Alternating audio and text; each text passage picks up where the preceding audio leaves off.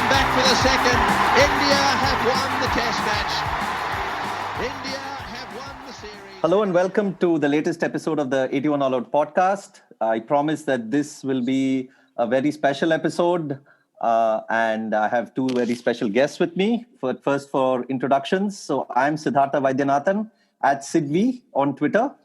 And along with me, I have from Lahore, I have Hassan Chima, who is the manager of Islamabad United and also writes on cricket in various platforms. Hi, Hassan. Hi, Sidvi. Pleasure to be here. Pleasure to have you. And we have from Karachi, we have Ahmer. I hope I got the pronunciation right. Freelance Bang writer. on. Okay, fantastic. And that's a name I've slipped up with often in the past. I'm glad I got it now.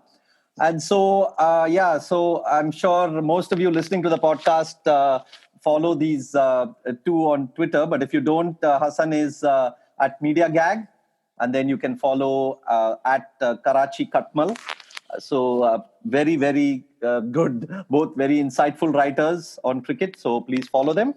So coming to the topic, I initially wanted to talk about Pakistan's tour to Australia in 1999.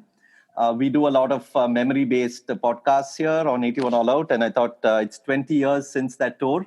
And Pakistan are also back in Australia this year for another series. So I thought it'll be good to look back. But then thinking about it, I decided to expand the scope a bit and talk about 1999 as a whole with respect to cricket in Pakistan. As Osman Samyuddin writes in his seminal work, The Unquiet Ones, he says about that year that around the same time, the tension brought out from Pakistan some electrifying cricket, and he calls it the fluorescent flicker of the flames of a potentially, the last fluorescent flicker of the flames of a potentially great team.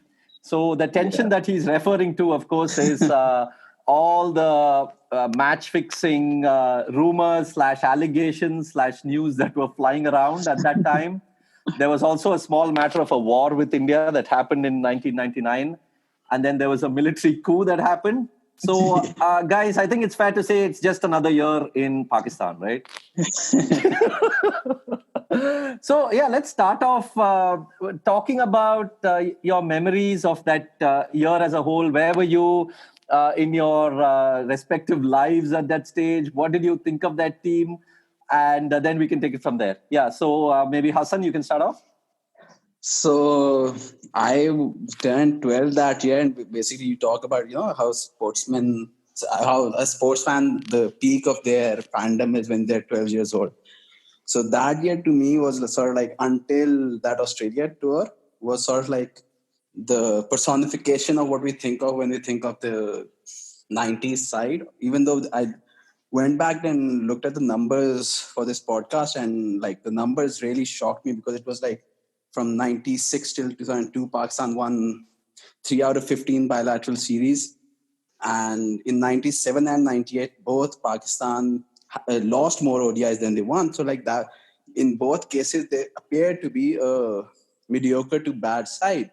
But you look at 1999, but what the fans always had and what they got in 1999 was that if you appointed the right captain and like everyone was moving in the same direction, then what you could have was like this great year. Before 99, in the 5 years before that, Pakistan had won one Sharjah Cup. In 99, Pakistan won both Sharjah Cups. They drew / won a series in India, depends on which side of the Radcliffe line you are on. And then they had the 99 World Cup, and there was a whole generation of like, that was the year Razzaq blew up. That was the year Shoaib Akhtar announced himself to the world. So that almost seemed like, the latest page in that 90s generation. No one knew at the time that this would be, that I at 12 years old would have the peak of my fandom life. And until right now, that's proven to be the case.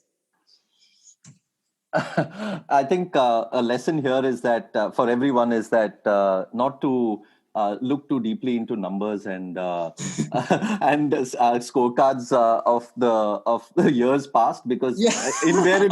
invariably you will be disappointed, and Yeah. all the great memories will seem like absolutely stupid when you look back at it. Yeah, when I look back at it, it's like Pakistan in my mind was like this superb team that only ever lost to South Africa. Like every time they played South Africa, they lost. But against anyone else, Pakistan would win if as long as they hadn't sold the match, basically. Okay, now that we have the Lahore side of things, can we have the Karachi side of things, which I'm assuming is the polar opposite, as it usually is in many cases? I think for me, when you suggested doing a podcast on the year '99, I was super excited because I've been obsessed with that entire year at a cricketing level, at a national level, at a personal level for a very long time. For a very long time, I had this film script in mind set in '99. So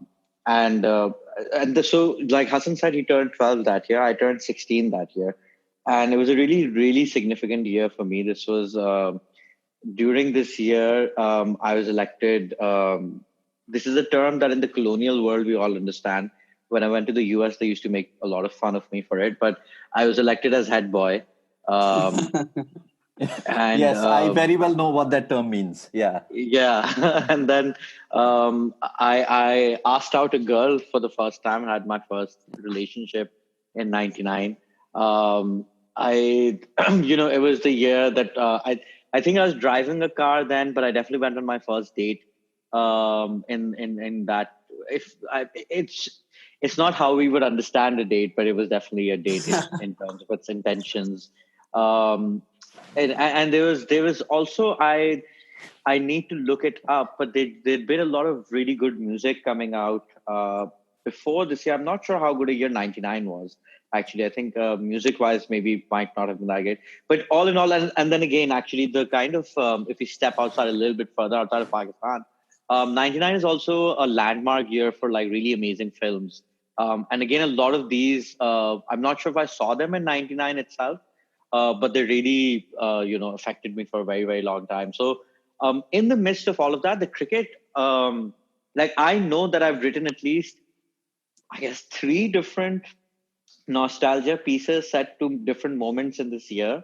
And I really can spend like 8 hours talking about this. Like, I'll start with the first one, because this happens in February of '99. So this is the test match in Kolkata, which is either the third match of the series or the first match of the Asian Test Championship.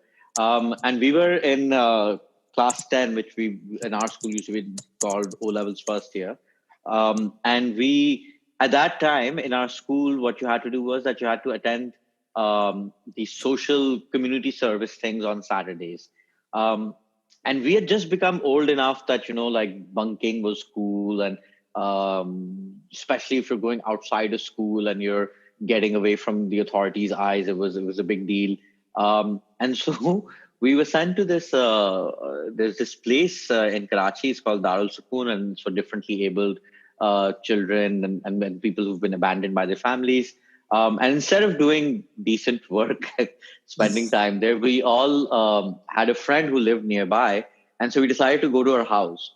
And we really didn't have much of a plan other than the fact that we were just going to, do this discretion. And we were all super excited about it. And so we made sure no one was looking, and we snuck out and we walked and we got to her place. And then we didn't really know what to do. And her mom was like a bit annoyed. I don't have any food made. Why are all your friends here? So we put on the cricket, and we put on the match, and Pakistan's bowling. And so Shoaib Akhtar, the same way like Chima went back and looked at the scorecards, for me, I had to look back and realize that, I had seen Shoaib Akhtar before. He'd got toured South Africa. It'd been a big deal, or briefly been a big deal back then.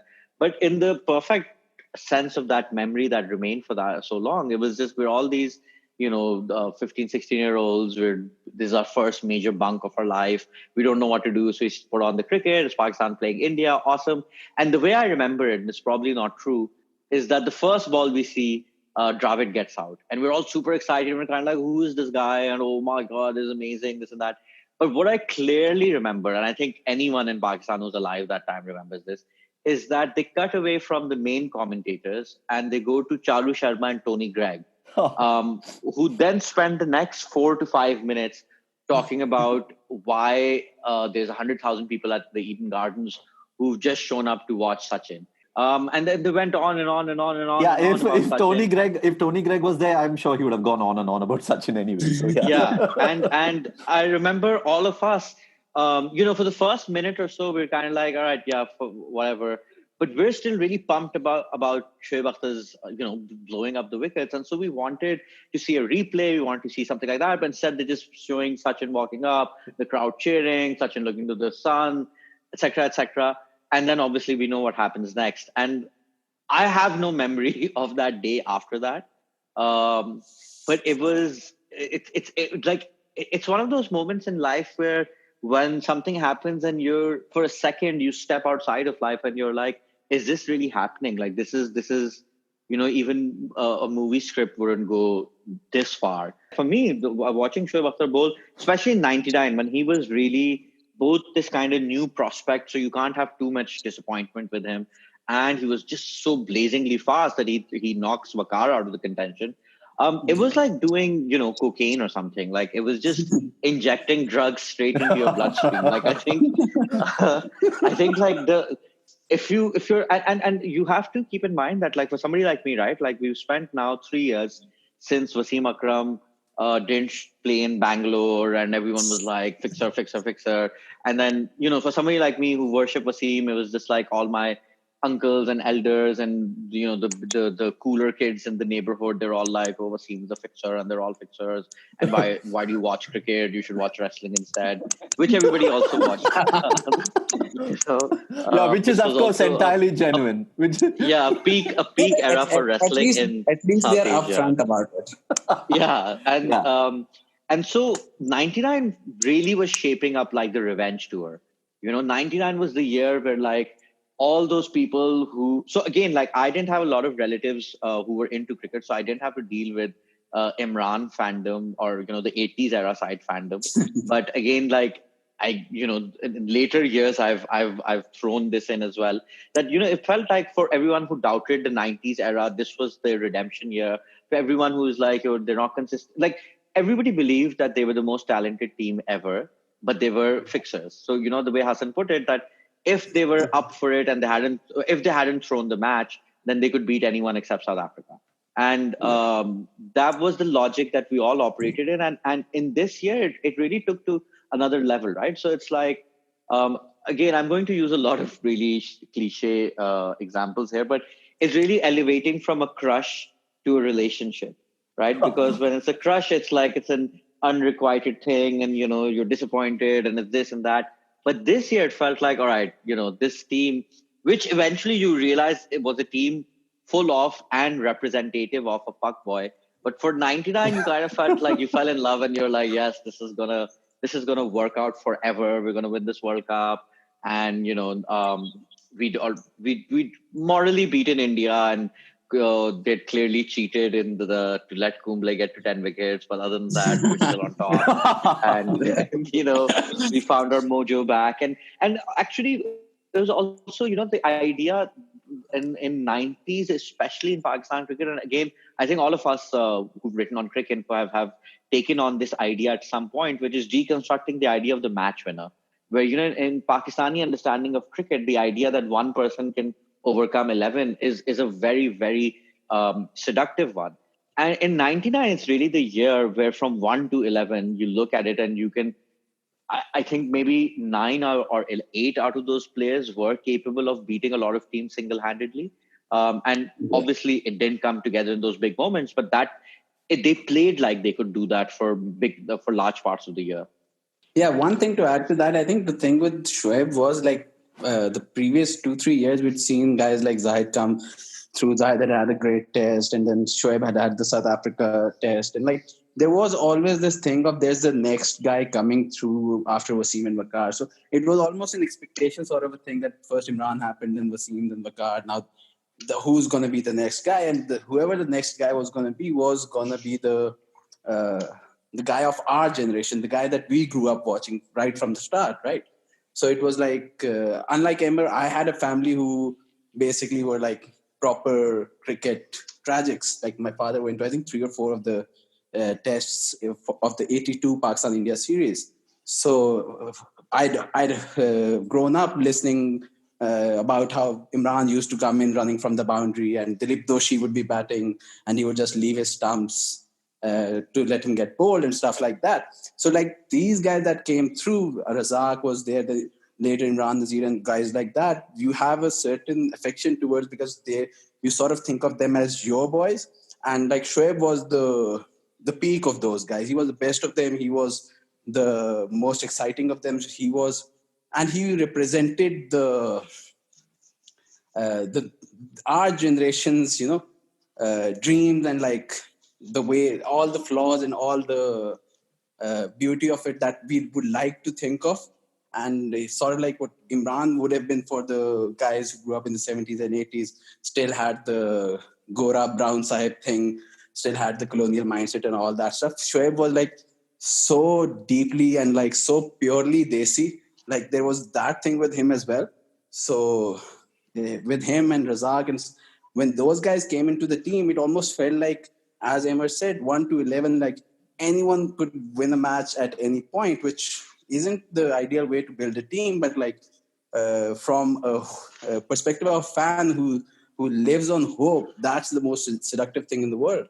I mean, I'm surprised that, and also it's very insightful that for a country that's produced Imran, Wasim, Waqar, but even though you guys would have probably seen them at some stage, but Shoaib brought in that something of an electricity, right? There was something about raw. him, something raw that could transcend even the great fast bowlers from Pakistan on his day, because of there was that appeal to him, right? He was the personification of the childhood dream, right? What do you want to do when you're 12 years old? You want to run as fast as you can, bowl as fast as you can, and the only thing that matters is the batsman and the stumps. Like catching or LBW, those sort of things don't matter. And he was like a young boy wants to be when he wants to be a cricketer. No one wants to be a batsman. I think the cricket is already completely biased towards batsmen, but no one wants to be a batsman. People just fool themselves into thinking that that's a good thing to do. I think I just wanted to add a bunch of things as well, like on Shoaib and then this team as a whole, that I think, when you go back to that dismissal of Sachin, so immediately he roars, Shoaib, like the ball comes in, Sachin basically misses essentially a full toss, and there's dead silence, and you can hear Shoaib screaming, and he's running, and he's got that what would become his trademark airplane celebration.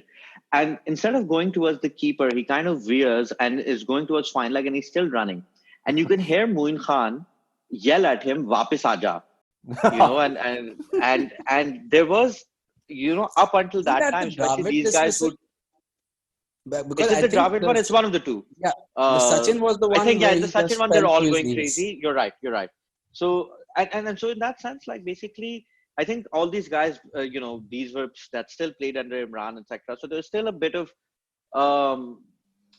perhaps a reserve there, or like that maybe it's a self-consciousness, or a certain different way of being. And again, like these guys were cricket exploding onto television was still a work in progress that these guys had lived through. Shoaib was very much almost a product of that. And the other thing I was thinking about, again, like I'm sure listeners must be sick to death of me talking about being 16, but when you're 14, 15, and you think, oh man, I can't wait to get older. It's going to be so awesome. And I'll do this and I'll do that and blah, blah. And then you get old and you're just like, holy shit, I wish I was back to being a kid again. I think for the Pakistani cricket fan, this year was very much like that. Like we'd come to the 90s and Pakistan was always there or thereabouts. Since the 92 World Cup, it had been a really, really a team that was really good on paper. Like again, you've got killjoys like Hassan who will give us the stats, but In terms of their reputation, they were seen as one of the best teams in the world. And it felt like 99 is the year that everything will come together and things will really get great. But in retrospect, it's really the final hurrah, right? And so this is actually the year where like all that kind of the golden years for us as cricket fans would end, when it genuinely felt like a new golden era was now finally starting after having sputtered for like a few years. Yeah, I think it's interesting that interesting that he didn't play in the first two tests. He didn't play in what was this test series. That test that he played in was the Asian Test, the first game of the Asian Test Championship. The thing about that team, which I sort of wanted to bring up early on, and I didn't, was that very uncharacteristically, for most of the year, the core was very, very similar. Like you had these 7-8 players who played across both one-dayers and tests, and it was quite stable. I mean, there was Wasim as captain, then Saeed Anwar, Johanna, who was Johanna back then, and then Inzi. You had Ijaz playing quite a bit, and then Saqlain, Shoaib. Waqar came in and out, but then you had Moin who was like a regular, and Moin who had a sensational year across formats. But one of the other breakouts in just like a couple of tests before, and I think who played one of his greatest innings across formats, perhaps you can correct me on this, was Afridi. I mean, where did that Chennai 100 come from, man? It's like, I was thinking, oh my goodness, we have like, he was basically, in my head, he was Sehwag before Sehwag, because Sehwag hadn't yet come on. And I thought, like, this guy's going to be the greatest batsman ever. Like, what is he doing?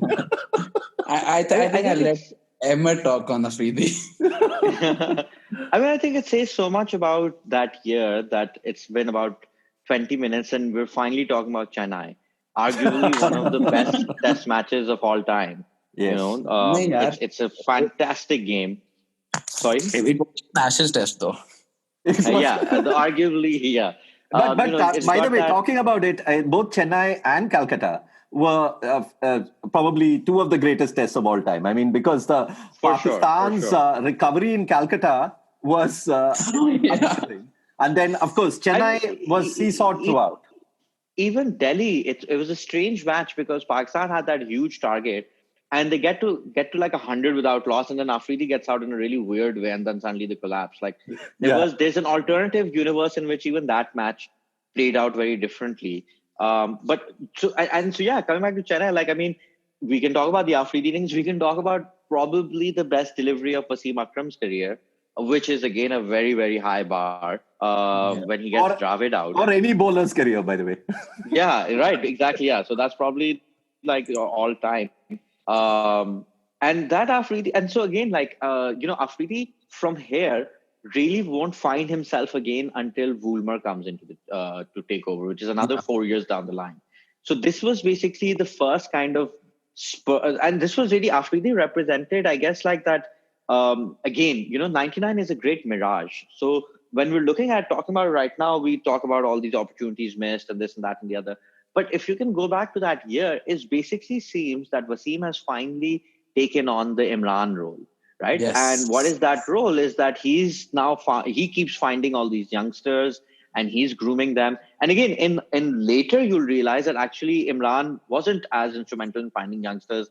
Javed and others were as well, and Yevo. And then as a captain, Wasim was far, far, far more aggressive than Imran was. And but at that time, it very much felt like, all right, the cycle is coming around and we've got this new guy. And, again, in the past, there was, especially in Wasim's first stint, we always built teams full of match winners, which meant a lot of egos, which meant a lot of backstabbing. This, for the first time, it looked like the politics were sorted. And I think that was a huge thing.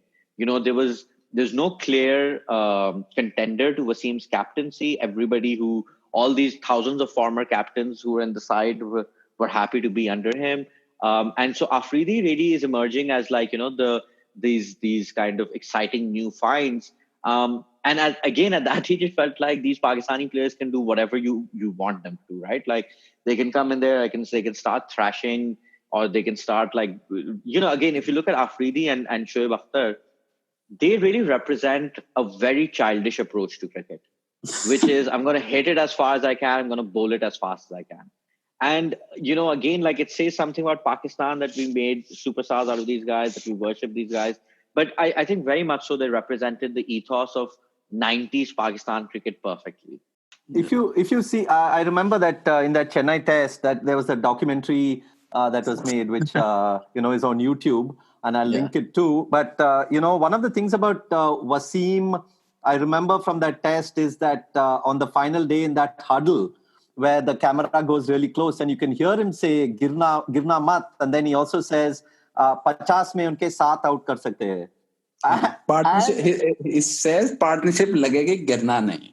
Which is girna nahi. Which is like basically the complete embodiment, like the mantra of that whole team, which was all we need is like one crack, one breakthrough, and then we'll just roll over everyone with reverse, with the new ball, or if it's a Saqlain, like we've talked for like half an hour and we haven't even mentioned Saqlain, and he might be like he was at his peak as well, and like that India tour in particular, like he was probably the best player for Pakistan. He was possibly the MVP of '99. You could make that argument. True. Like even the World Cup, even the Hobart Test, he took 6 for 46 in that. So it's like but at the same time, because he was a spinner, so like no one cares. But at the same time, it's like that whole generation coming through at that time with all these guys and knowing that at any point you can win a match from anywhere.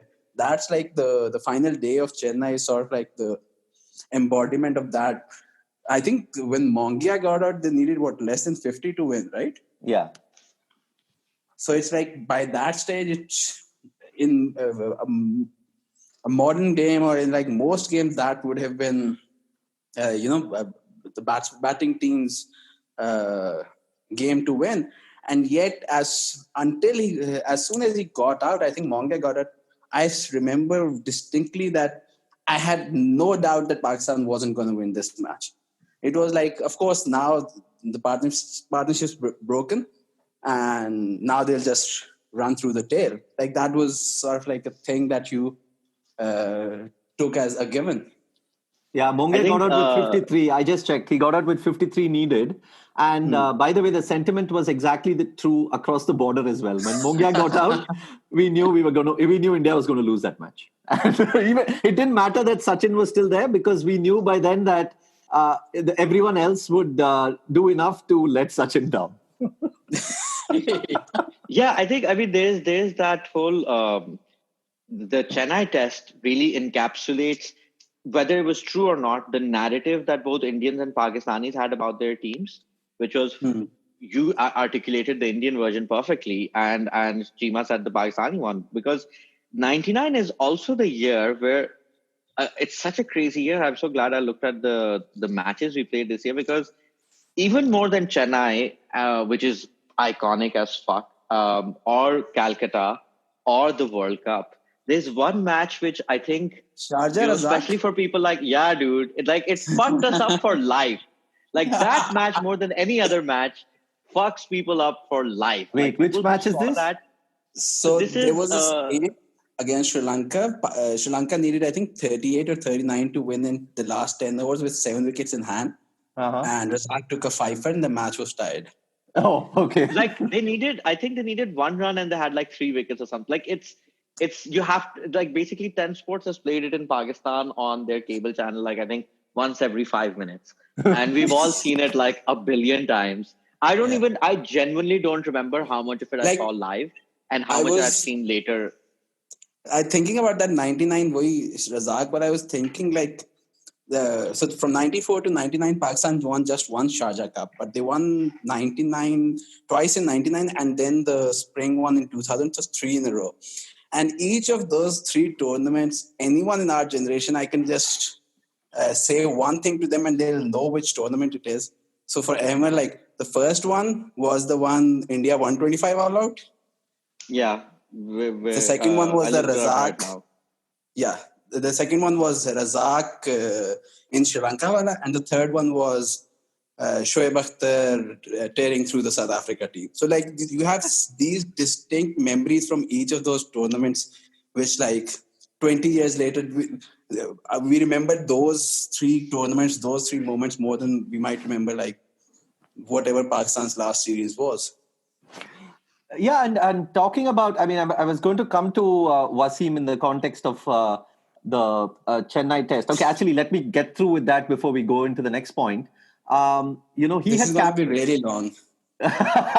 he had captained before and, had varying levels of success. But as you mentioned, 99 was when he became like, went through the Imran phase almost. And Rahul Bhattacharya in one piece wrote that he had a bit of Gulshan Grover about him as well.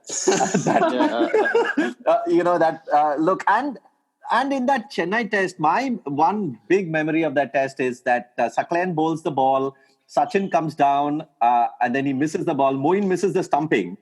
And Yes. Saqlain goes down on his haunches, and then he looks immediately, just turns and he looks at Wasim. He looks at Akram, and Akram's just clapping. Akram's like, he's not for a moment discouraged by any of this. He's like, okay, come on, get up, move on, kind of thing. And I'm like, now that is, it stands out because the best player in the other team has just been, you've just missed an opportunity. But Wasim's like, okay, we'll get him next ball. Yeah, I think so. One of the things with him at that stage also is he turns, I think, 33 that year. So it's like he knows this is the last phase of his career, and that he's talked about this before, that every time that he'd been the captain beforehand, he always had, he himself says कि मैं बच्चा था जब the first time he became captain, and 99 was sort of like the Pakistani image of captain, which is basically the silhouette of Imran. He completely fit into that. It wasn't just that thing like on the field. If you look at that documentary, his off-field stuff, the way he carries himself, all of that stuff, it's like he's literally at his peak. And I think Emmer mentioned coming back from every game. The other thing in that was that the reason the numbers are so bad, the reason the team, apart from like, of course, the fixing thing, is that the batting was never that great. Like Saeed Anwar was a great batsman, Inzi was a great batsman, and beyond that, they were all supporting acts.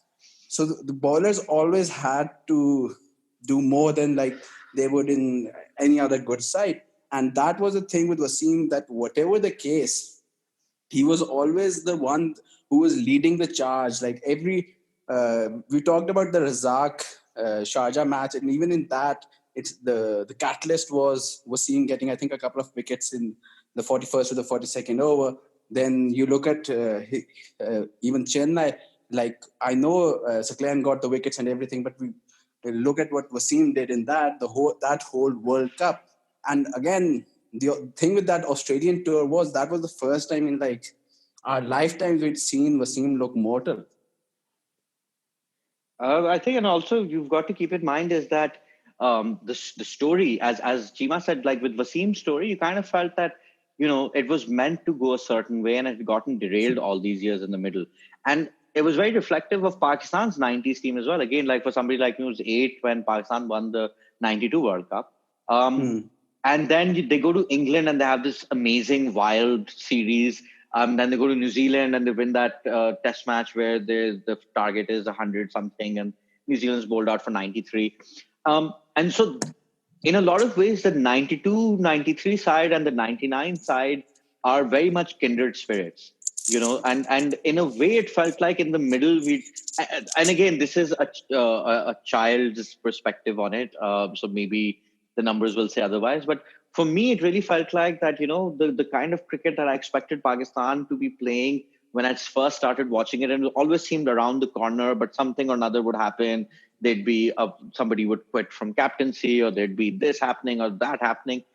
99 felt like everything was coming together. And so because everything was coming together for Wasim, everything from Pakistan cricket seemed to flow from this guy. Like when you asked me about Afridi, when you asked Chima about Saqlain, we immediately made references to Wasim. In fact, again, like with Shoaib as well, he's again his grooming and his kind of usage and figuring out how to use him as a shock tactic. That's Wasim's captaincy as well. And so his shadow looms over this entire era, and specifically this year. Like, I think this year is a microcosm of a lot of narratives that populated that entire decade. Yeah, and talking about Chima did mention the bowling, but if you look at that bowling attack, I mean, you had Wasim, and then there was Waqar in certain phases, but then Shoaib really came into his own, and then you had Razzaq, and even Azhar Mahmood had a few really good performances through that year, and then you had Saqlain and Mushtaq came in and out here and there, and then Afridi, who was also part of the team. I mean, this was like a potent bowling attack for all conditions across both formats, right? Like even right now, if you take all of those guys and you put them in any team in the world right now, they'd be the one challenging India for the Test title, right? Like that's as complete a bowling attack, all conditions bowling attack that you can have. But of course, there was also Pakistan's batting. By reputation alone, this is an all-time great bowling attack. But, again, maybe it was a question of deployment. Like it was always one guy doing the damage, So like one day it's Saqlain's turn, and one day it's Shoaib's turn, one day it's Wasim's turn. Whereas when you take all these names together, you have this expectation that everyone's turned up and 100% all the time. And you didn't get that with this team. I think, especially with and again, 90s cricket in general, when kids will look at it today and they'll see the lack of diving and the terrible fielding, they'll realize that there was obviously a very different approach to the game as well. It's not really until the Australians come around and really rationalize and make it so much more efficient and, do all these things where everyone has this role and is supposed to perform 110%. With this team, it was like we have an embarrassment. I think a great analogy is Real Madrid, the Real Madrid that especially emerges a few years later, where you've got Galacticos essentially. And it's not like they're going to play the most cohesive team game and that they'll always be dominating the opponent, but they'll always have enough quality to overwhelm you. So coming to the World Cup, one of the things that seems to have, I mean, of course, the loss in the final seems to have captured a lot of the memory of that World Cup, when in fact Pakistan's performance before that was perhaps the best in all World Cups. I mean, they did win 92, but apart from 87... They were a far better team in 99, and they played far better. The thing with that is the Bangladesh game, the India game, the South Africa game, the three games they lost before the final, all of those can be rationalized because Pakistan, one of the keys to that whole team was that Pakistan only turned up when they needed to. So the Bangladesh game, they already qualified and they had like 6 points for the Super Sixes already. The Super Sixes started, they needed to win 1 out of 3 games. They lost to South Africa, they lost to India, but just easily rolled over Zimbabwe because they just needed to win 1 game. So they won that 1 game. So and then the semi-final happens, Pakistan are in a good chasing side, 240 to chase, and it's the greatest opening partnership literally in Pakistan history. That happens. So going into the 99 final, they are the best team. They've already beaten Australia beforehand. They've run through everyone when the chips were down or when there was something at stake. So there's this whole build up. Plus the other thing that you have to remember, this whole 99 thing. We mentioned India, we mentioned Sharjah, we mentioned the World Cup. The one thing that is key to all of that, especially for someone of my or Emma's generation, is the time period. So when the 92 World Cup happened, I have vague memories of that, but you would wake up at early morning to watch those matches and stuff like that.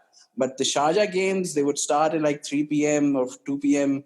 In the afternoon, go until 10 p.m.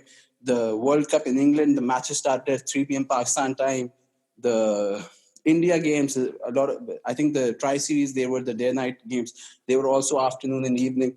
Plus, with the World Cup was also in the summer, so you had the summer holidays. So you literally had this, the world was conspiring to force you to watch literally every ball while Pakistan were at their peak. So it almost seemed like going into that final that, God was blessing us at that moment. So one thing I must mention here, though, I let me just bring in this one point. I mean, it's probably a also interesting year because Pakistan played just one international game at home through that whole year, which was that test against Sri Lanka in the Asian Test Championship, which, of course, people on the Indian side of the border will say was cheating, a test where they cheated to put India out of I that don't final. even remember that match, man. I mean, the great Wajatullah Wasti scored 100 in both innings in that test. There we go. Again, as I said, there's a reason I don't remember that.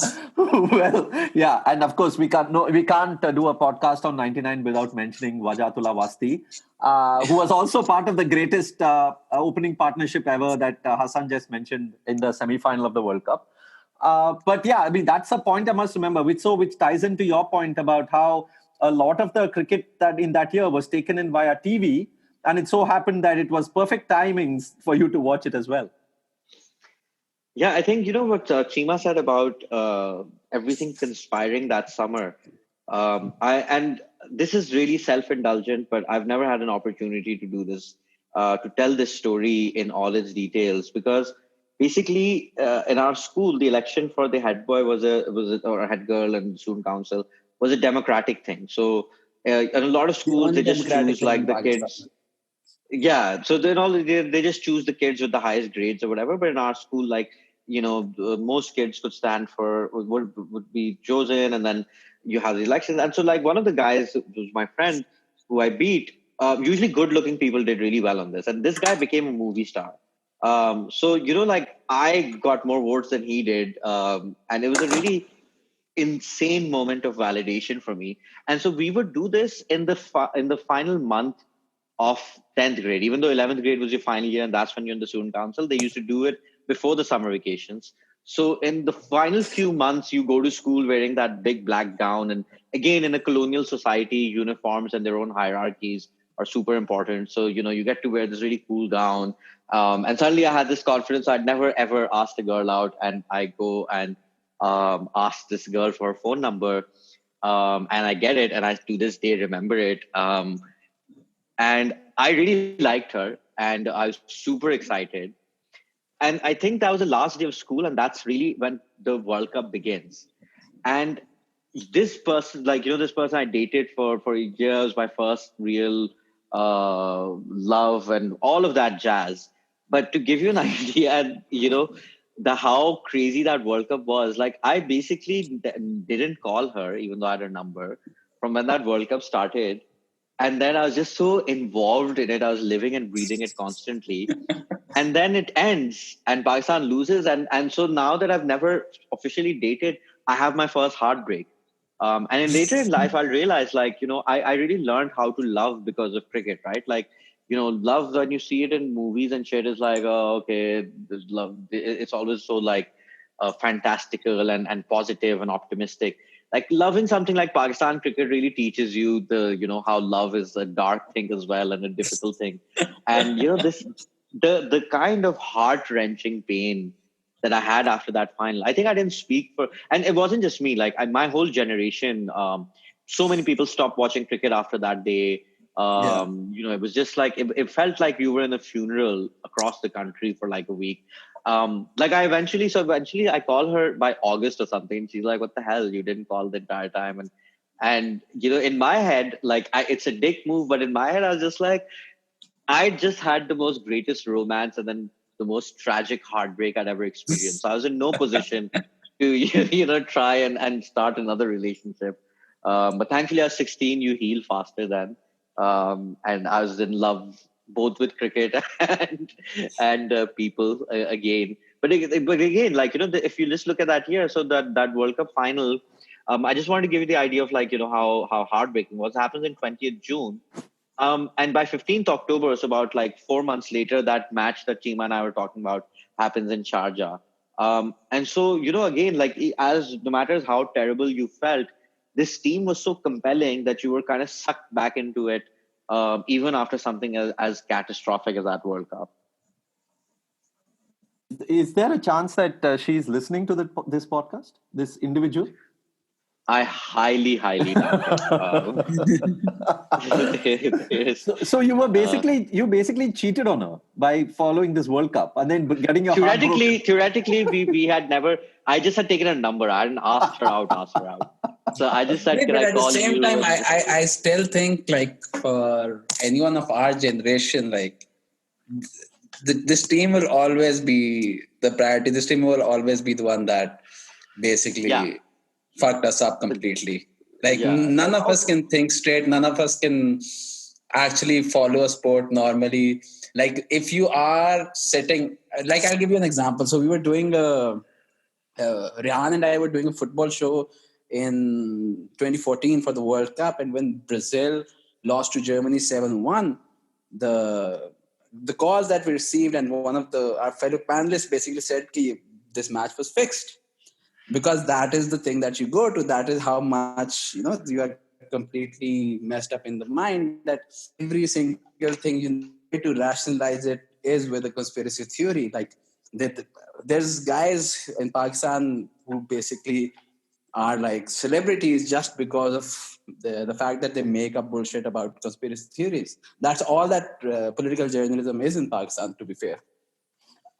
And There was this I remember professor- when I was in, I have to mention this, in 2006, when I was in Pakistan covering the India series there, almost, there was this, by that time, Sarfraz Nawaz had become like this a legend who would say that every match is fixed, every ball is fixed, everything that you see on a cricket match is fixed. And I remember when, every time Pakistan used to lose a match, there would be like, he would be on TV and he would be saying it is purely because it's fixed. And I wondered where this started. So maybe 99 is a sort of a point from where it maybe blew up that way. Sidvi, when we talk about conspiracy theories again in our generation, there's this blog back in the days when blog was a thing called 5 Rupees. Friend S.N. Butt wrote this piece about how every crazy right-wing conspiracy theory in Pakistan is actually true. And he wrote this sometime in the late 2000s. But at that point, there was a lot of these conspiracy theories which were very, very strong in the 90s. And then they were later proven, for example, that the polio campaign is actually a covert operation by the CIA, which turned out to be true. That there were robots in the sky that were blowing up people, which turned out to be true. There was paid white,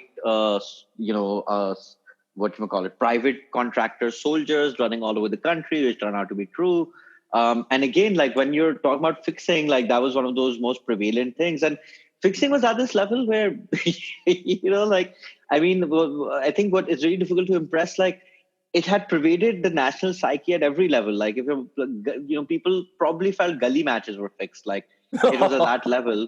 And like every now and then something would come out or something would happen, and it would there'd be enough, like I think in 99, I was in great denial about fixing. But by the time you're talking about 2006, like I think enough shit had come out that most of us had made our peace with it. And, we're like, all right, this clearly happened in our historical past. This wasn't just a conspiracy. But talking about that, Sarfraz Nawaz had some valid point. Talking about that World Cup, though, I mean, one thing about the World Cup that I remember is how Pakistan had a set formula for most of the games that they played, especially when they were batted first. Pinch blocker. You had pinch blocker Razzaq. They would just be, chilling till the 40th over. And then Moeen or Azhar Mahmood or Wasim or somebody would basically just come and take the score 250 or 250 plus. Yeah. And they had a bowling attack good enough to defend it.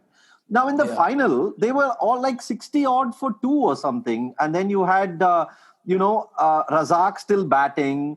And you had Ijaz who was there. And then the unraveling was just spectacular after that. I mean, 60 odd for 2 to 132 all out. There's one thing that again, it took almost 20 years to come to terms with. But we've seen it now that the Australian side, and since 99, has now taken a once-in-a-generation Pakistani, a once-in-a-generation Indian, once-in-a-generation Sri Lankan, and once-in-a-generation Kiwi sides, and absolutely destroyed them in the finals. Like each one of these teams have, literally these are Sangha and Mahela at their peak, Ganguly side at their peak, McCallum side at their peak, Wasim side at their peak, and they get absolutely slaughtered by Australia in the final. So I think the analysis has to incorporate that, I don't know, unquantifiable thing at some level. I think also that, the Lord's pitch was drying out, and that was something that was playing on the minds of what was always a very feeble batting lineup. That's the problem with it, right? That if you're going to, like Australia were the kind of side that back in the 90s, they were very, South Africa would beat Pakistan so often because they were efficient and relentless. And again, that's what Australia do at that time. Like in modern day cricket now, if you're at 60 for 2 and the other team's still attacking, the response would be that, all right, you start hitting over the circle and push the field back and, you fight back. This 99 team, most teams would, if you've got 2 wickets, would then relax and, be happy that they're scoring under 3 and over. And that's what Pakistan would be counting on. Australia wasn't going in with that plan, probably because they'd seen that plan blown up in their face in the group stage. And the other thing in that is, like, I've talked to a lot of those guys who were in that team, and like no one, like every other thing, obviously off the record they talk about the salacious shit as well. But like the 99 final, when you talk about the toss, it's always like anyone you talk to, he says, "Maine to kaha tha," I was saying ke, let's chase because it's overcast, but the captain wanted. So basically, there was, I think, in the dressing room there was this insecurity as well because it had rained overnight. But Wasim still wanted to bat because he was like, skipper always said bat first in big games and stuff like that. And that basically, that I think insecurity then was what allowed that to unravel. Plus the other thing, like I've now worked with Australians quite a bit. Brad Haddon, I think, is the personification of Australianism. I think I remember once told him that when he played for Australia, he was the player I hated most.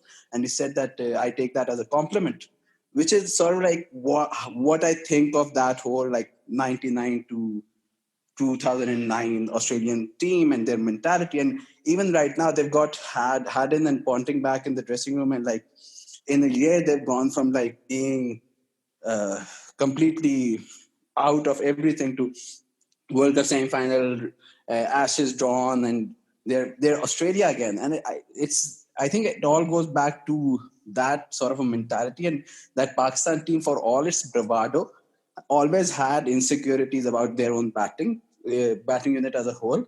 And that Australian team had an insane amount of I won't even call it that self-belief, but because that's like giving them credit for something that they did. It's like an insane amount of arrogance. And the fact that happened, and then the 16-17 match unbeaten run happened, the fact that whatever they wanted eventually started happening must have only like emboldened their belief in themselves, I guess. I also, I think, wanted to point out, like, this is I was watching this show called Succession. Sidvi, do you watch it? No, I did see your tweets about it. I haven't watched it yet. So that's about the relationship between a father and a son. There's The Godfather. There's Sacred Games right now, of course, was then, about Guy Tonde's 3 fathers and the whole discussion about the relationship between a father and a son.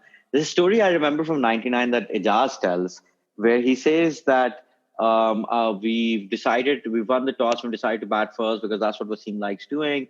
And Imran, according to Ijaz, shows up and he's at the final and he goes, like, I remember Ijaz telling this story and he tells it like this. He goes, Ijaz, tum logon ne bahut badi ghalti kar di hai.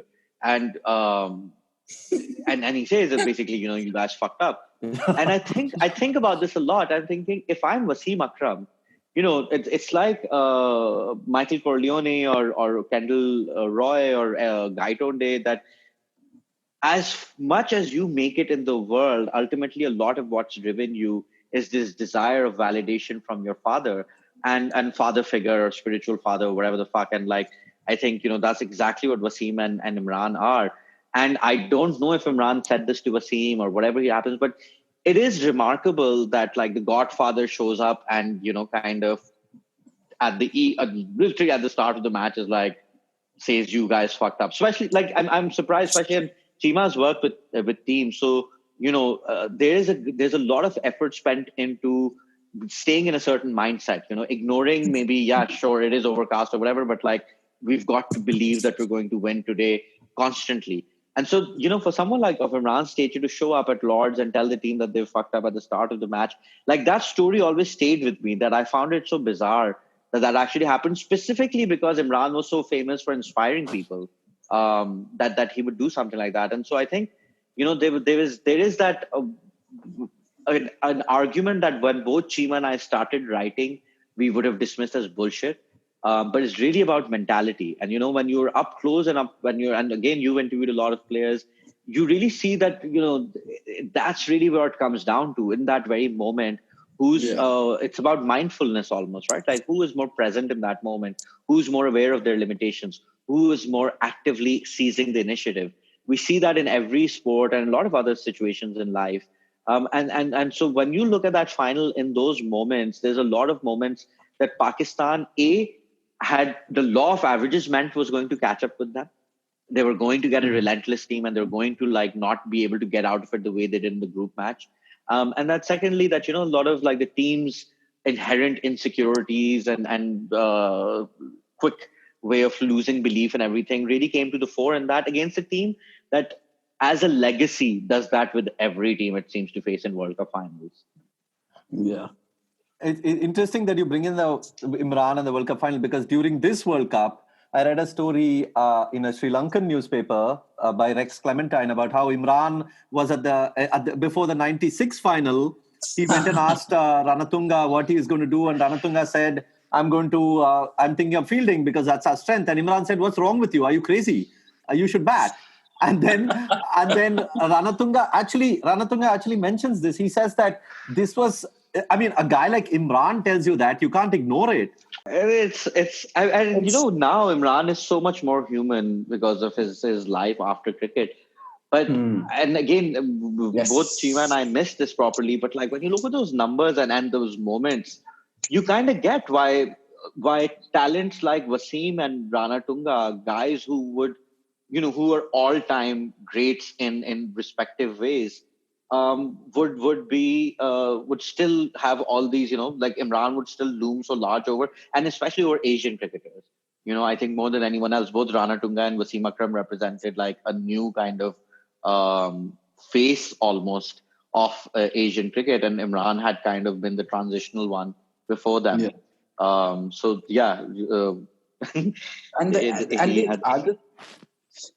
the other thing is, like if you talk to those guys right now, like I've worked with Wasim for 2 years, with Garvit for 2 years, like Saqlain, everyone I've basically talked to, they have this sense of reverence and worship about Imran that not even Javed has. No one, basically, apart from Webb and Imran are the two guys that are almost seen as like godly figures. Superhuman, by all those guys, and it's a thing that I've even seen with like other cricketers from other countries as well. Like Waqar doesn't get that, Javed doesn't get that, but Imran and Webb are seen as like this otherworldly things. And when they talk about them, the stories that they tell, like in every single Imran story that you might hear from someone, he won't ever come out of it as, the guy on the losing side. The story will always be about how great Imran was. There are no bad Imran stories. So even whatever he's done over the past 20 years in politics and stuff like that,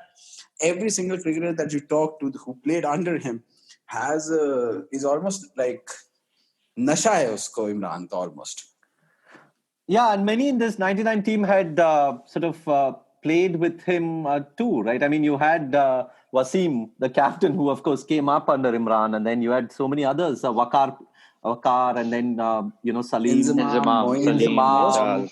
So that's the other thing. Like we talked to a lot of them, and the one thing that they say is that the 92 win was both the best and the worst thing that happened to them. So like one of the reasons they got sidetracked as much as they did in the mid 90s, and then the motivational aspects of it and the fixing and everything comes into it. A lot of them mention it like not overtly, but if you read between the lines, it's obvious that once they'd won that, they didn't feel like there was a thing for them to conquer again until basically 1999. Because even in 96, they lost that, and then feeling like that their thing was taken away from them.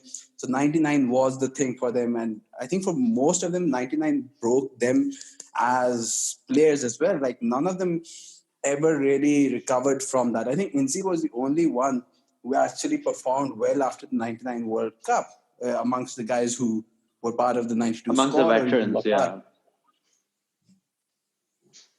One batsman I want to talk about, though. I mean, of course, that team had Saeed Anwar, we've spoken about Afridi, there was Inzamam, there was Johanna pretty much starting out. But tell me something about Ijaz. I mean, in my head, Ijaz basically had two modes. He either was like a woodcutter who was just like an axe murderer almost on his day. I still remember that 97 against India in Lahore, he just went batshit and just stomped all over India. And then the other thing about Ijaz I always remember is that he had the most ridiculous ways of getting out, man. And like he would get out in ways that no other batsman had ever conceived of getting out. The way he would get bowled at times, and he would come down the track, and then that Dominic Cork ball that comes on YouTube. Like, what was Ijaz? But at the same time, for all the talk of technique and everything, Ijaz with his technique had a tremendous record in Australia. And even on this tour, I think he probably got 100 in 99. Yeah, he did. I think Ijaz has 100 on every tour to Australia that he plays, and he plays 3 of them or something. Or I know this. He has some crazy numbers in Australia. Yeah, and like he has 12 test hundreds and 6 of them are against Australia. So like, because the thing with him was with that like completely random technique that he had, the only thing he could play was like a short of a length ball. So, and that's what the Aussies used to bowl. So he was like super comfortable with that. But a lot of other things like you mentioned the ways he kept getting out. I was in Faistabad recently for the domestic T20, just hanging out with a lot of the boys, even in the current team. And some of them have like a list of like Ijaz dismissals that they point to when they say, okay, this was deliberate. So like all of those guys have like, there's a WhatsApp group which shares like any suspicious stuff from the 90s amongst themselves. Okay, the WhatsApp group of that I think the Delhi police would like to also have access to. Yeah. But I mean, if you take the great top 5 or even top 10 Pakistan batsmen, Ijaz is probably not going to be there. So how would you, I mean, after all these years, how would you look at Ijaz as a batsman? I mean, was he just like an anomaly, or was he someone who was very good? How do you categorize him? I think if you're watching Pakistan cricket at that level, in that era, and so if you haven't seen Miadad, I think the only batsman that you're interested in watching is Saeed Anwar, because Saeed Anwar is not just good to watch, but he's also a player who's actually a quality player. So he can take on quality bowlers, and he can show up in important matches and everything. And everyone else is just like this kind of idiosyncrasy that exists so that Pakistan, fulfills its obligation of playing out 50 overs and setting a target so that we can watch its bowlers. And, it sounds funny, but if you think about this, like, yes, Inzamam is a great batsman, but his numbers are very much the stereotype of the Asian giants, who's got great numbers at home. Even Inzi only got like respect when he became the captain. Like exactly. I was going to say my second point. Exactly. Like 99, it wasn't like Inzi. If you asked anyone of our generation, your 3 favorite Pakistani players in that squad, so like, those would always be like 11 bowlers. Like if you think about it, so Afridi was a bowler primarily at this point, right? Like, yeah, he hit that 100, but we're still using him all over the place. And he's, I think, like when it comes to batting, like it's really, there's no stability. Like, I mean, I was recently asked by some magazine to, compile the best innings of the 21st century or something. or this decade or something, I forget. And I was thinking of putting Babar Azam's innings in the World Cup against New Zealand. And then I was like, okay, I'm clearly doing this because I'm a Pakistani. But then I was like, no, I remember why this was important. Because I think Chima has the numbers like this is the first time anyone in the middle order for Pakistan had scored a 50 against the top 8 side or something chasing in a World Cup since 1987. First 100 since the 87 World Cup for a middle order guy, and the first chasing 100 ever. Yeah, there we go. Right. So it's literally like that is how terrible. That's where the bar is for Pakistan. And the 90s are, I think, especially bereft in that era that when you take Saeed Anwar away, because again, he's opening. So there's a limit to, the impact that he can have overall, where he's facing the new ball and, necessarily have a lower kind of average. And again, the 90s are time for really great bowling all over the world. And then after that, you really, yes, you've got Salim Malik, who really a decade ago was an insane one-day player. Yeah, I have to say one thing about Salim Malik. So Salim Malik was the guy that like my parents always said, because they'd seen the Kolkata 70 odd and stuff like that he was, a great player. And I refuse to believe that was ever the case, because all that I saw of Salim Malik was just pure mediocrity. Yeah, I think you have to be a little older to appreciate the madness that was Salim Malik. Because that Calcutta innings was perhaps one of my very first memories of cricket. And, that 72 of 30 odd balls back in 87 or something. And there were people around me watching that game at home just going insane, like insane with disappointment that a batsman was able to hit that way back in 87. So, yeah, I think a lot of Indians of that age remember that innings really, really, really with a lot of deep disappointment. And Salim Malik is also, I think, someone who every single kid who saw Salim Malik bowl would have bowled like him at some stage.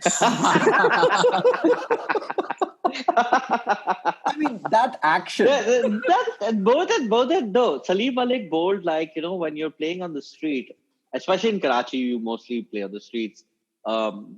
And in the middle, this uncle who's like got this huge belly and has like 8 kids, and he insists on playing. Yeah. Right. And you kind of like, everyone's looking at each other and you're all kids, so you can't say no to an adult.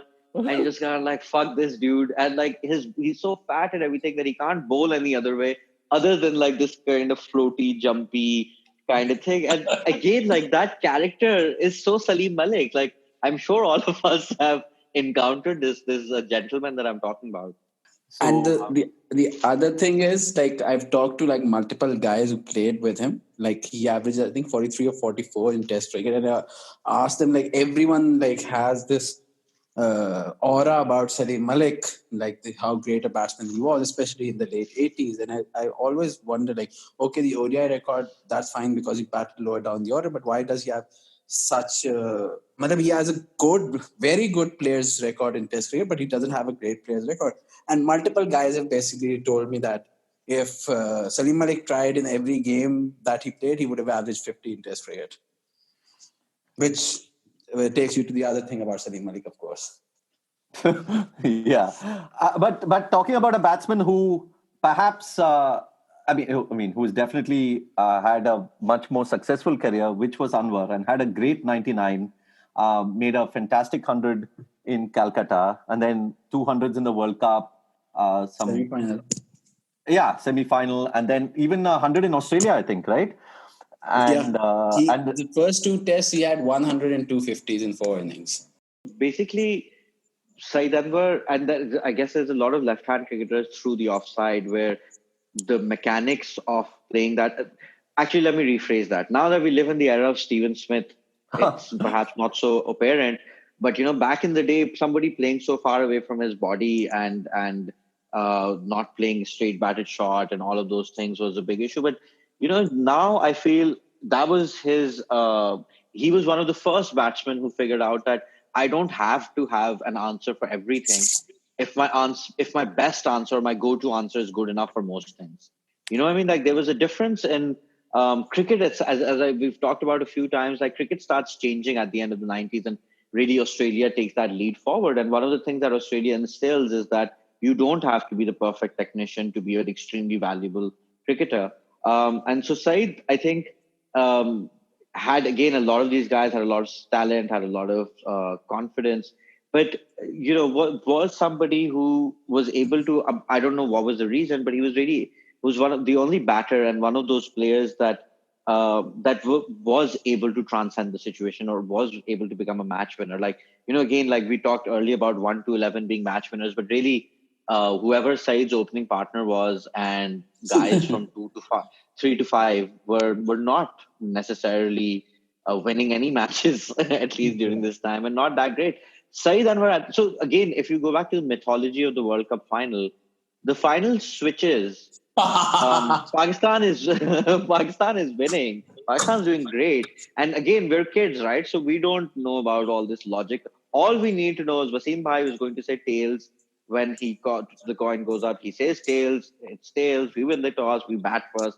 That's what Pakistan always does. Like that is, I think even now, like I think someone like Chima, who's had both success as a writer and a manager, looking at the numbers and everything, we can tell you how ingrained that logic is in Pakistan cricket to this day. And so he was doing that. We were really happy about this. And then all of a sudden, Saeed Anwar decides to change the guard on his bat. And it happens... Change the grip, didn't he? The grip. Sorry, wrong word. And it happens at a time enough that there's a delay. And up until then, he'd been looking very fluent. And again, like now you look back at Pakistan was scoring at maybe 3 or 4 runs and over. But with Saeed Anwar, if he got 1 or 2 of his shots boundaries to point, you knew that, all right, you can relax now. Like at least he's going to make some runs. And he was really looking like that. And then he changes that. And in that moment, I'm sure a lot of people were watching with families or like big crowds. And I know that in every single crowd, somebody said, he's gotten the message to put in the fix. Like, I know that everybody said that, or if they didn't, in retrospect, everyone said that. But whatever it was, whether it was a fix or not, it was really that as soon as Saeed Anwar's wicket fell, it felt like it's not going to be our day. Because the days that Pakistan did well, Saeed Anwar in particular left his mark on the game. And I think that was really his most defining thing, that he was able to make it count in those big moments more than any other batter of his generation. I think for me, Saeed comes down to basically just 2 numbers in particular. If you look at the 90s, no one had a higher average opening in Test cricket than him. And in ODIs, the only 3 cricketers who averaged over 40 with a strike rate over 80 in the 90s were Tendulkar, Klusner, and Saeed Anwar.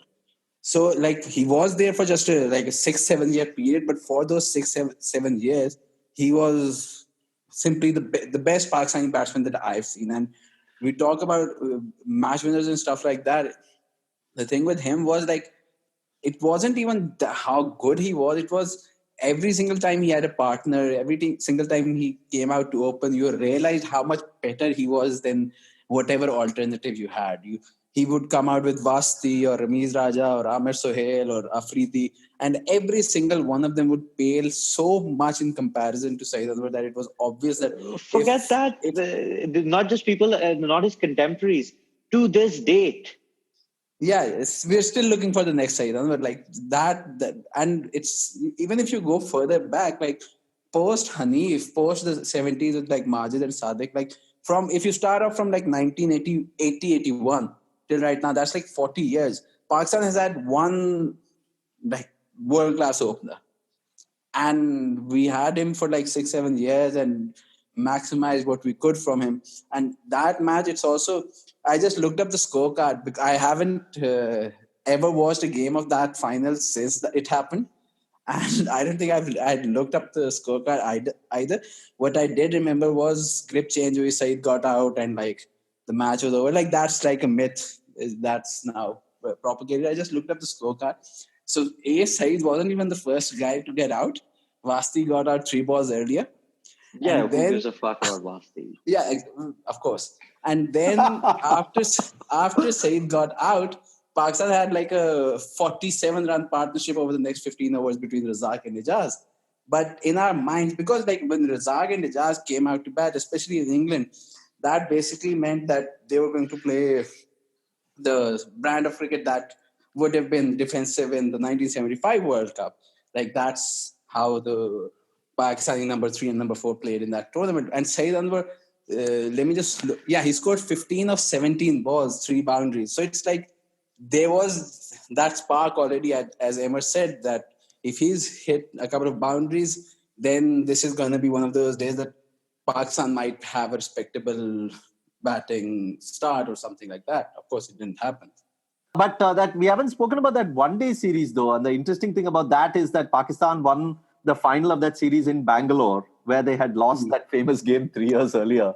So you guys have spoken about Sharjah and that those tournaments, but did this tri-series also have quite a big impact when you were watching? Do you remember much of it? I will go probably to my deathbed, regretting. And I don't know what moment was, but it may well have been this.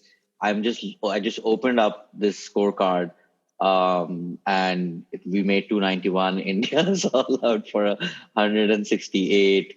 It's 5 for Azhar Mahmood. Like, I genuinely do not remember this match. And I remember thinking at some point at the end of the 90s that I was so bored of thrashing India all the time. And I really just wanted, I felt bad for India, and I hoped they got this shit together. And as I said, I'll probably regret this, because it's never going to come back, right? I never knew what I was giving up on. Yeah. Like, you remember there was this tifo that the Real Madrid fans had for Atletico fans that in one of the derbies, start right before Simeone took over, right when he did take over, they had this huge tifo saying a worthy rival required for a derby or something like that. And since then, Atletico have been whipping Pakistan's ass, Real Madrid's ass, and I feel like that's 90.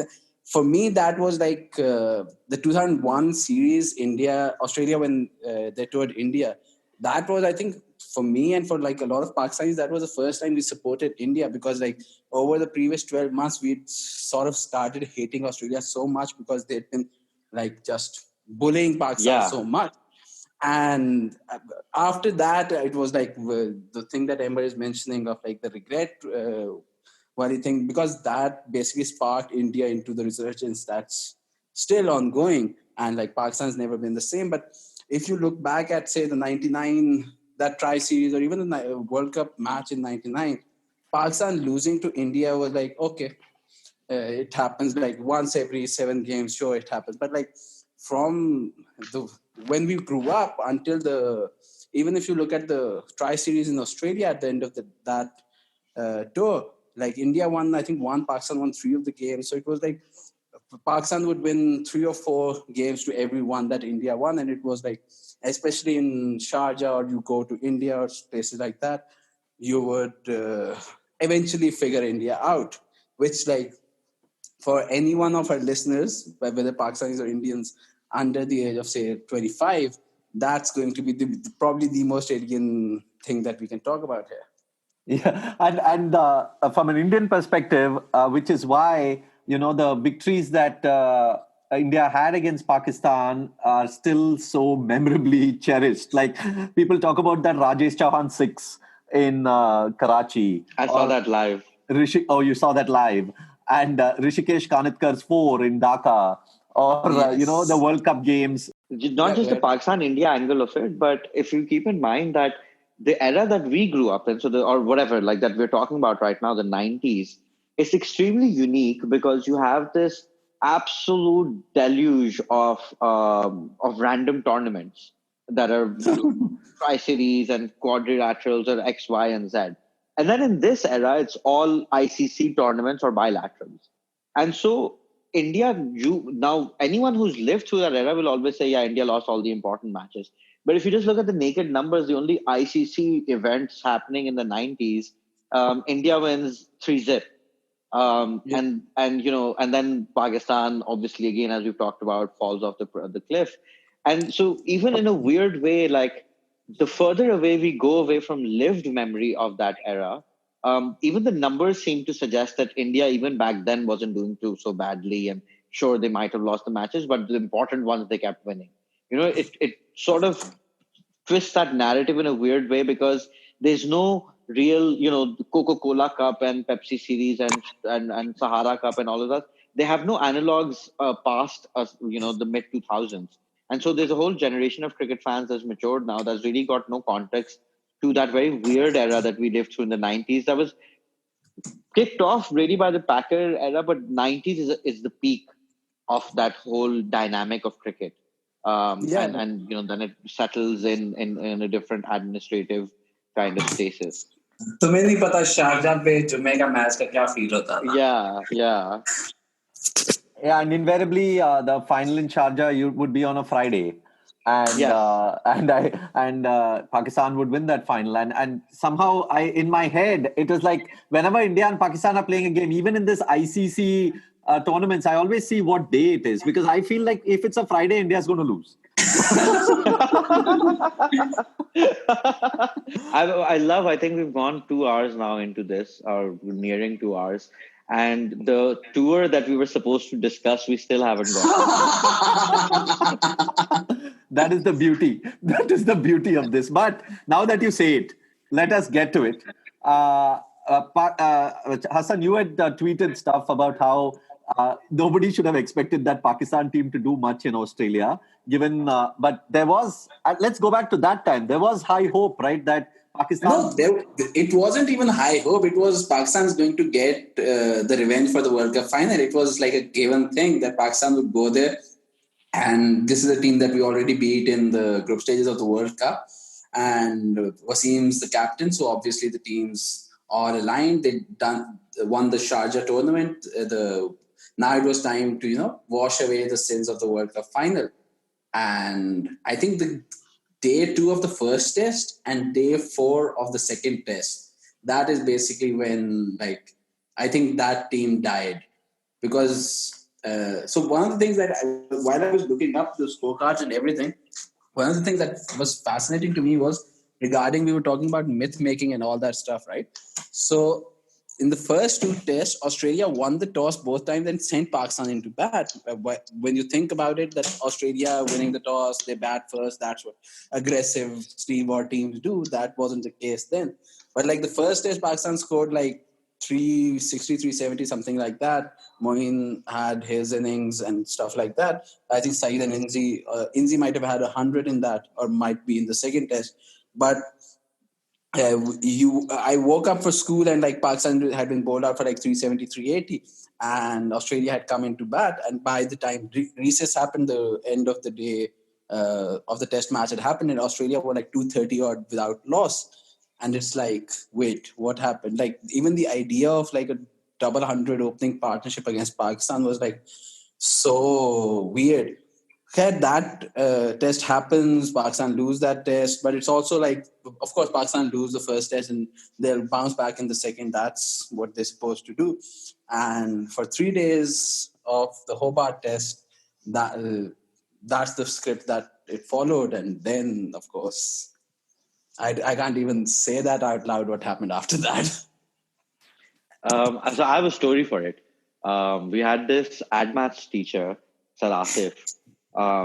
And he was a bit of a legendary teacher. So he was one of those who would only teach the senior most class. So, and they said that, he would tell crazy stories and he would be cursing a lot in class and everything.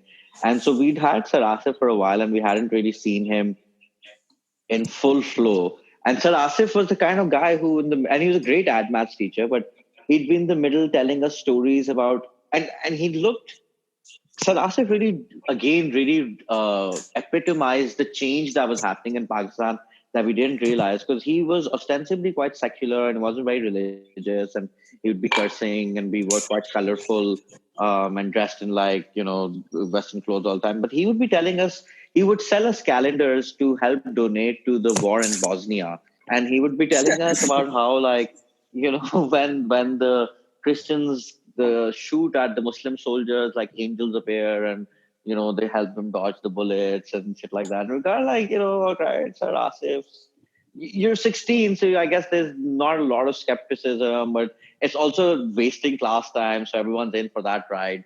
And so that match, the everyone has, some of us have gotten up to watch it from the start of the day, but by 8 or 9, everyone's coming from school to school, and again, you don't have smartphones and all of that stuff, so there might be somebody who has a radio who has a score, but generally everyone was super confident that they come to the Australians go, no way they're chasing that many runs, and this happening, that happening.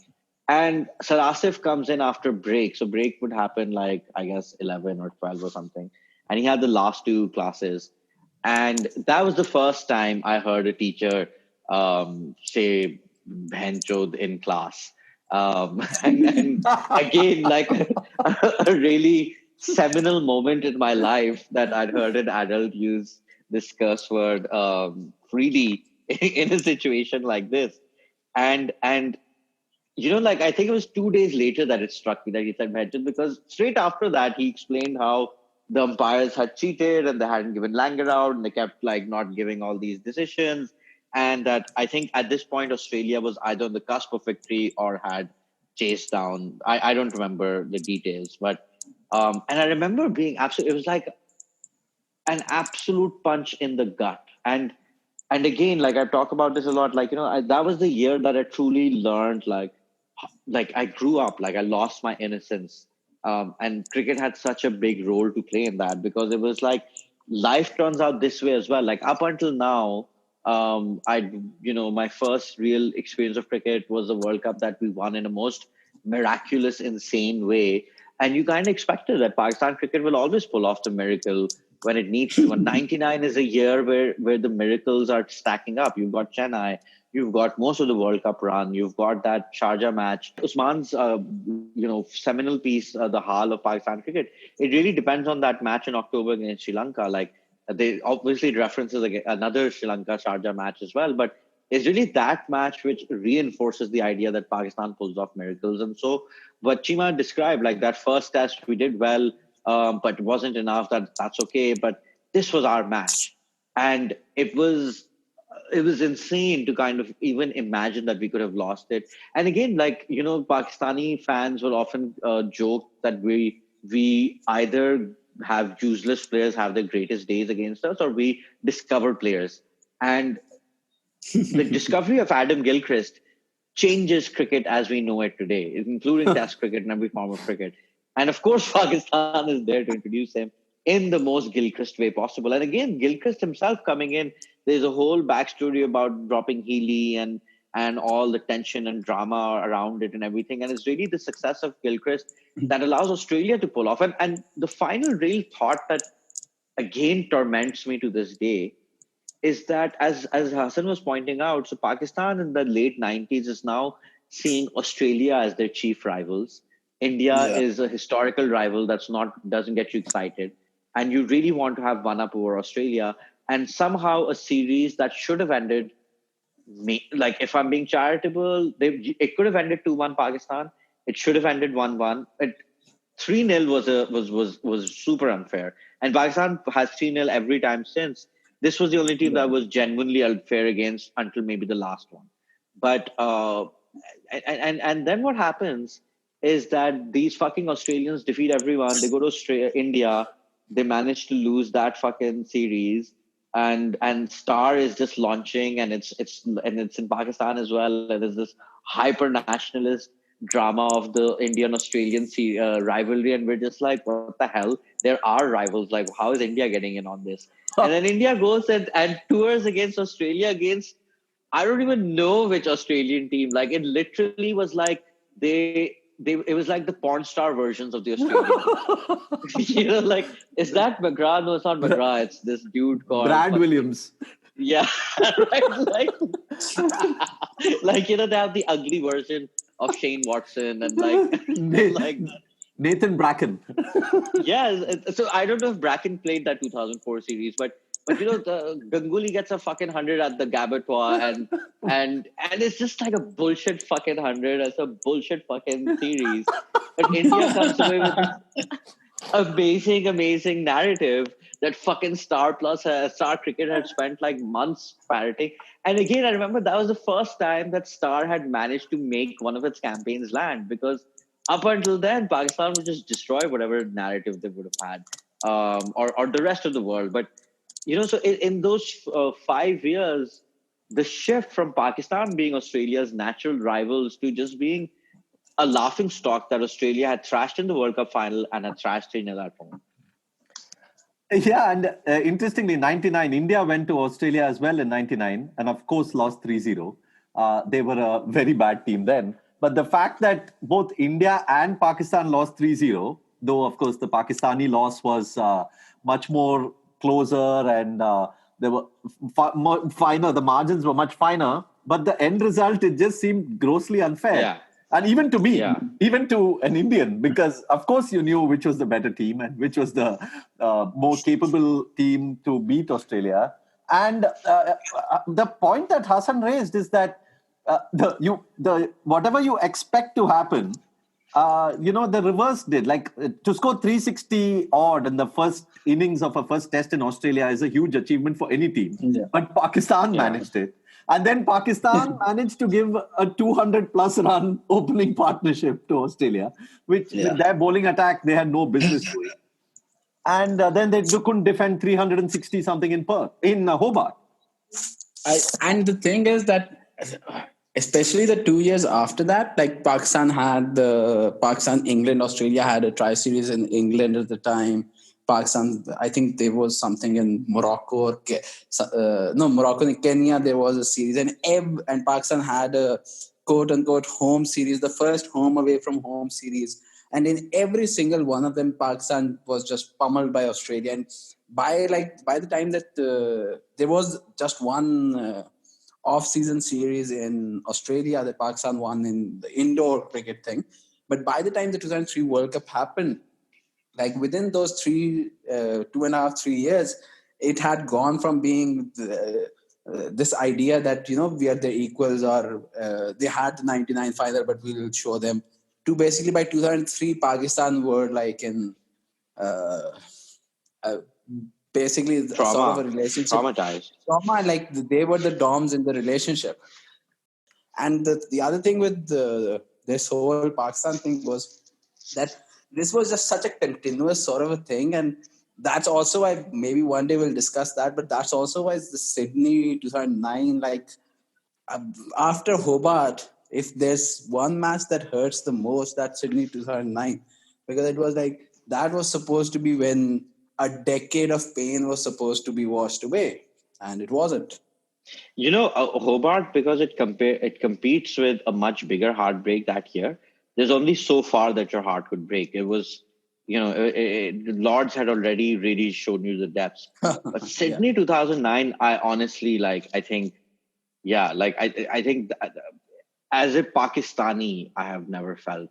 That was one of those moments where I just hated the fact that I was born in this country. It really fucked me up. The country was like that. No, that was the peak of the wave of terrorism. That was a really, really crazy year. And the year I turned 26, I got married and I moved to the UK, and Pakistan won the World T20. And that was another crazy year in Pakistan. The coup and stuff. Again, 2009 was a crazy, crazy year. And then this year, basically, I didn't have too much of a crazy personal life. But, and so Pakistan's World Cup also was perhaps less dramatic than those other two events. But definitely 99 and 2009 were just two insane years. And so maybe this particular tour to Australia, offers something that'll resonate with what happened those two times around, because both those Australian tours are just unreasonably traumatic. And one thing about the Australian tour, and given that we began the podcast with him, we can probably think of winding up slowly with him too, is that there were huge hopes for Shoaib and to see how he would do in Australia. Especially there was a test in Perth, and people were already talking about Wasim, Shoaib, and Pakistan. And then through that whole tour, there was all that filming of his action, and people, the murmurs about his action and people saying that he's chucking this, that. And even him, he wasn't as effective as he could have been. I mean, people were saying he was more interested in the speed gun than his bowling itself. Is there a validity to that? Yeah, I think Shoaib's made no bones about his interest in that, and he's also spoken at length about that. He got too excited about playing in Australia and bowling in Australia, and it's something actually I've really felt is Shoaib Akhtar was one of the first to talk about it, but it's really where people talk about how hard it is to bat in Australia, but like over the years I felt, and there are some numbers to back this up, I don't have them on hand, that opposing teams don't get out-batted as much as they get out-bowled in Australia. And it's because the lengths are so different and the attack is so different. A lot of bowlers who've got those assets really struggle.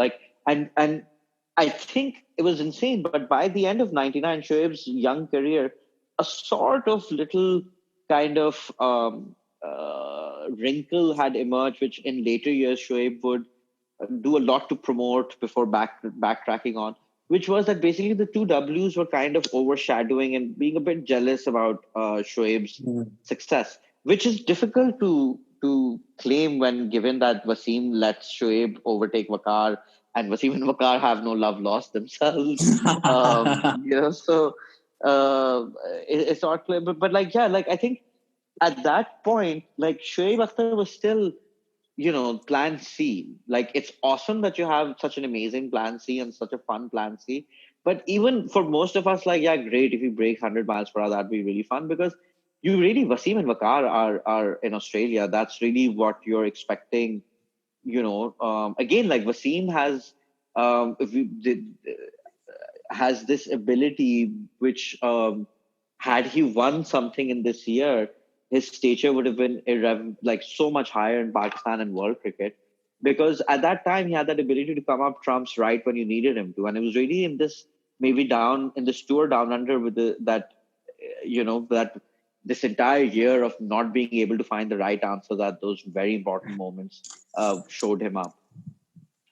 Yeah, I think regarding your question, Shoaib's Twitter handle is Shoaib 100 mph, which tells you a lot about him. And the other thing, which I think the thing that really messes with the Pakistani mind when it comes to Australia, is that both Shoaib and Waqar average over 40 in Australia, which is basically like the guys who bowl really fast, the embodiment of the Pakistani ideal, which is the guy who just runs in from the boundary and goes really fast, and just either with his hair flowing or with a headband on, and just blows everyone away. Australia had the antidote to that bowler, and that I don't think Pakistani cricket's ever recovered from that. Yeah, so on that note, here's hoping that Mohammad Abbas can win Pakistan a test in Australia. That ain't happening. Nor should we. Well, okay, I can hope, right? If you really want to have the Pakistani angle, you should say that let's hope that Naseem Shah wins Pakistan. Oh yes, the let's roll back a little bit. Pakistan fucking goes, the last time we play the team Misbah, again, we don't realize is actually over the hill. But at that time, is a great side, was recently world number one, goes there, plays that first insane match at the Gabba, which we almost chased down 400 plus. And again, lose 3-0 in a series that two of those matches we should have drawn. Then India goes there and literally plays the worst fucking Australian side imaginable, with no Warner and no Smith, and fucking wins the fucking series. And now they're back and humming, and Smith is fucking God mode again. And of course, who's there to play them? Pakistan. Smith's gonna break Lara's record this series. Yeah, the two test series record, right? Yeah. No, the 400 wala. Oh, the 400 record. Okay. Yeah. Okay, I mean, Unless Tim Payne declares, which he is a blessed man. He actually came to Pakistan. I would 11. Yeah, but I would totally imagine Steve Smith getting 402 sessions against Pakistan, so that Payne doesn't even have time to declare it. Like he's just like, you just played 60 overs. And like this is the other thing. So like when India was going to Australia, they had the South Africa loss, they had the England loss. They were building up to this 4 years, building up to finally going to play Australia. Kohli and Rahane, everyone's like sorting out their techniques for the Australia tour. India finally has a bowling unit that can compete outside Asia. All of that shit, right? Pakistan just announced their squad. Two of the five bowlers have never played an international match. The third is Imran Khan Senior, who hasn't played a test for 3 years. The fourth is Shahid Afridi, who's supposed to be the best of them, but he hasn't played since the World Cup because of injuries. And you don't know if he's even going to be available for the matches there. And then there's Abbas, who will bowl like 40 overs on the trot, with Yasir bowling 40 overs at the other end, as Smith breaks Lara's record. Well, I was thinking to Sidvi how to thank you for the end of this podcast, and it struck me really that I think for Chima and I, our careers as writers, a lot of it is also really coming to terms with the 90s and especially the year 99. Like, if you, obviously not you because you have a life and have time on your hands, but if one was to go back and look at the chronology of our pieces, you'll really see two very different kinds of people. But because we grew up in that same time, so many of the questions that we were trying to ask and answer in our writings are really influenced by the 90s. I'm sorry for speaking on your behalf, Chima, but I thought that was something that is in common for both of us. Yeah, I'm glad that you guys could both come on to the podcast. As this listeners must know that we took a little bit of coordination to come together. But as I told them before the podcast, once things do come together, it'll be as exhilarating as the 99 team could be. And I hope that those who listened felt that way. We've actually talked longer than most Pakistani batting innings in the 90s. That's what I was thinking. I was like, how long was the 81 all-out innings? Because I think we've done like 4 of them. But thanks, guys. Thanks so much for sparing time and joining and sharing all your insights. See, for someone like me, back in 99, growing up, it was, of course, technology was so different then. So I would have never even dreamed of talking cricket with someone from Pakistan. The Pakistan team, many of us who grew up in the 90s in India grew up admiring the Pakistan team. You could say grudging admiration, but also admiration, because the kind of talents that came forth, especially in the fast bowling department, was something we never dreamt of in India. And that's completely reversed now, by the way. Not the fast bowling bit, but like the complete admiration of like somebody like a Kohli, somebody like Rohit. And I'll just finish off with the Urdu, and maybe the Hindi listeners might get it. There's a verse from Habib Jalib, which I think of every time Pakistan are going to Australia, which he basically says, कि विरसे में हमें ये गम है मिला इस गम को नया क्या लिखना.